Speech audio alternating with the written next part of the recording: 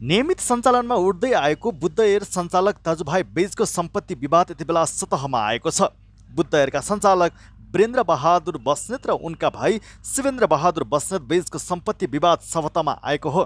पुस 10 गते बुद्ध एयरका संस्थापक अध्यक्ष सुरेन्द्र बहादुर बस्नेतको निधन भएपछि दाजुभाइ बीच सम्पत्तिबारे मतभेद चर्किन थालेको थियो। विवादले चरम रूप लिइरहेको बेला शिवेन्द्रले यो विवादलाई पत्रकारमाझ सार्वजनिक गरेका छन्। बुधबार पत्रकार सम्मेलन गर्दै उनले आफू बुद्ध एयरको 40% सेयरको हकदार भएपछि 60% सेयर रहेको पक्षले ठुलै आर्थिक घोटाला गरेको आशंका समेत व्यक्त गरेका थिए। दाइ वीरेन्द्र बहादुरको बुद्ध एयरको सम्पत्ति र दायित्व बारेको हिसाब पारदर्शिक रूपले नदेखाएपछि आफूले पत्रकार सम्मेलन गर्नुपरेको उनले बताएका छन्। बुद्ध एयरमा 60% सेयर स्वामित्व भएको पक्षले हिसाब किताबको गोलमाल गरेको उनको आशंका रहेको छ। उनका अनुसार बुद्ध एयरका बाबु सुरेन्द्र बहादुर बस्नेतले 80% र दाजु वीरेन्द्र बस्नेतले भने 20% सेयर स्वामित्व राखेको थियो। सुरेन्द्र बहादुरको आफ्नो स्वामित्वमा रहेको 80% मध्येको आधा वीरेन्द्र बहादुर र आधा शिवेन्द्र बहादुरको नाममा गरिदिएको उनको दाबी रहेको छ। यसअनुसार 60% वीरेन्द्र बहादुर र 40% सेयर आफ्नो परिवारको नाममा आउनुपर्ने उनले बताएको छ। तर यही विषयमा टुङ्गो लाग्न नसक्दा यति बेला यो विषय सतहमा आएको हो। आफ्नो कामको लागि अमेरिका बस्न थालेपछि बुद्ध एयरका प्रत्यक्ष रूपमा जोडिने काम नगरेको उनले भनेको छ। स्रोतका अनुसार शिवेन्द्रको बुद्ध एयरको सेयर बेचेर माउन्टेन एयर खोलेका थिए। त्यसपछि पाइलट उत्पादन गर्ने विद्यालय खोलेको उनले व्यवसायमा असफल भएपछि अमेरिका गएका थिए।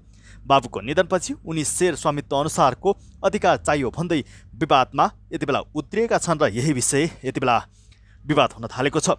40% सेयर स्वामित्वको अख्तियारको प्राप्तको लागि व्यक्तिको नाताले कानुन बमोजिम लिखित रूपमा सम्बन्धित कागजातमा माग गरेका छन्। तर हाम्रो त्यो माग अनुरूप कम्पनीबाट कुनै पनि अधिकारको हिसाब किताब दिएन।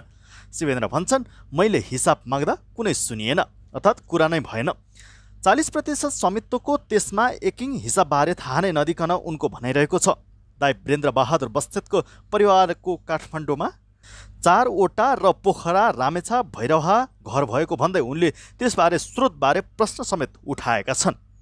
कम्पनीको काम कारबाही आर्थिक हिसाब किताब र योजनाबारे थाहा पाउन आफ्नो अधिकार भएको भन्दै उनले संस्थालाई माथि नै उठाउनको लागि जानकारी रूपमा माग गरेको बताएका छन्। त्यसकै कारण विभिन्न आरोप लगाउँदै कम्पनीको कार्यालयमा नै आफूहरूलाई रोकिदिएको शिवेन्द्रको आरोप समेत रहेको छ। उनको कम्पनी ऐन 2063 को धारा 146ले सेयर धनीको हिसाब किताब निरीक्षण गर्ने अधिकार दिएको स्मरण गराएका छन्। कानुन अनुसार साधारण सभा तथा सञ्चालन समितिको निर्णय पुस्तक, वार्षिक आर्थिक विवरण, सेयर दर्ता किताब र कम्पनीको लेखा हेर्न सकिने भए पनि नदिएको उनको गुनासो रहेको छ। विमानहरू 9वटा बेचग्राफ बेच्ने र 17वटा विमान किन्दा तथा खरिद गर्दा 50 करोड लगायत आर्जु राइस मिल खोल्दा आफूसँग परामर्श समेत नगरेको उनको गुनासो रहेको छ। आर्जु राइस मिल बुद्ध एयरको इन्जिनियरलाई काम लगाएपछि उनले गडबडीको आशंकामा बलियो बताएको छन्। यसमा लुकाएका सम्पत्ति पनि हुन सक्ने देखेपछि आफूहरूले खोजी गरिरहेको शिवेन्द्रको भनाइरहेको छ। कम्पनीको नाफा बोनसबाट भएको आम्दानीसँग सम्पत्तिको मूल्य नमिलेको दाबी समेत गरेका छन्। कम्पनीको हिसाब घोटाला गर्न फाइनेन्स कन्ट्रोलमा पनि सहयोग र संलग्नता रहेको हुन सक्ने वीरेन्द्रको आशंका रहेको छ। अहिले नयाँ 2वटा जहाज किन्न लाग्दा समेत आफूलाई जानकारी नदिएको शिवेन्द्रको गुनासो रहेको छ। उनले कम्पनीको हर हिसाबबारे जानकारी नदिएपछि कम्पनी रजिस्ट्रारको कार्यालयमा पनि कम्पनीको वास्तविकता अवस्था र त्यसमा पेश गरिएका कागजात पत्रको विषयमा जानकारी गराउन माग समेत गरेको बताएका छन्। यो विषयमा पृष्ठभूमि हामीले त बुद्ध एयरको छविलाई नराम्रो गर्ने उद्देश्य राखेका त होइनौँ, तर अन्य लाभको कुरा गरौँ, शिवेन्द्रको भनाइरहेको छ। हामीले त केवल यो कम्पनीको सेयर स्वामित्वको हिसाब र कानुनले दिएको अधिकारको प्रयोग गरेर 40% स्वामित्वको अनुरूप कुनै कुरा गर्ने पर्छ भन्ने विषयमा मात्रै हो।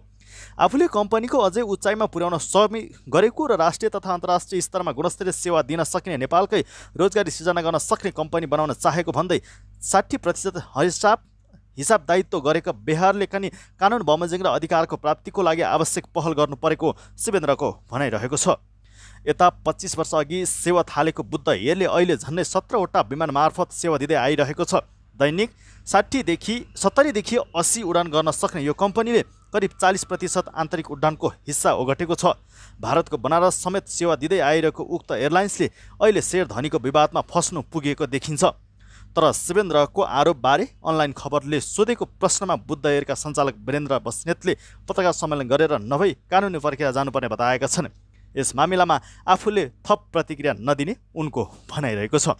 यसरी सम्पत्तिको नाममै दाजुभाइ बीचको सम्बन्धलाई तपाईँले कसरी हेर्नु कमेन्ट गर्नुहोला।